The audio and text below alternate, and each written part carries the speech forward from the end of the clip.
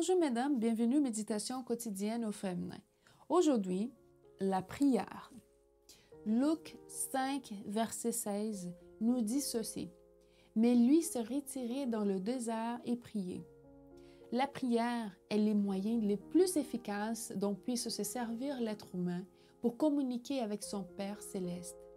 Une élève qui passait un examen de géographie s'est rendu compte qu'il n'avait pas assez étudié pour situer toutes les capitales qu'on lui demandait.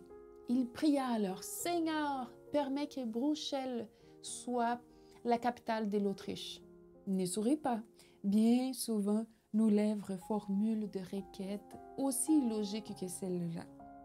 Il y a quelque temps, j'ai dû conseiller à une jeune fille de l'Église de ne pas épouser les jeunes hommes qui la courtisaient.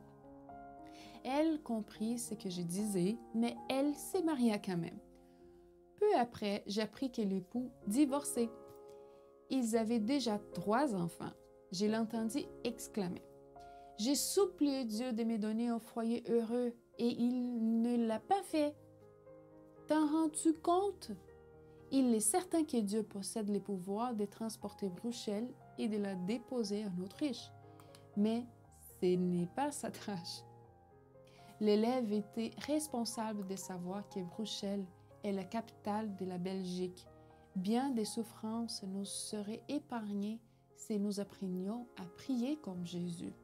Les textes d'aujourd'hui montrent le Christ se soustrayant à la foule qui sa renommée attirait, c'est qu'il n'était pas au milieu des hontes des tentations. Nous ne devons pas seulement prier dans les moments difficiles. La tentation peut survenir n'importe quand, sur n'importe quel déguisement. Si le succès t'essurie, si tu t'occupes d'un poste important, tu dois aussi te retirer dans la solitude pour parler seul avec ton Dieu et pour apprendre quelle est la volonté pour ta vie. Si malgré les instructions divines, nous plaçons les capitales ailleurs que dans leur pays respectif, Dieu n'intervient pas en réarrangeant la géographie, mais en nous donnant une autre opportunité. La jeune femme dont j'ai parlé au début confessa son erreur, mais elle ne saisit pas la nouvelle occasion que Dieu lui donnait. Elle quitta son mari en pensant pouvoir trouver le bonheur.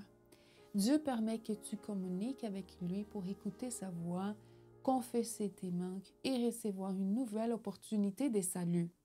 Si tu veux un jour marcher sous les vagues, assure-toi de prier d'abord en montagne. Bonne journée dans le Seigneur et à demain.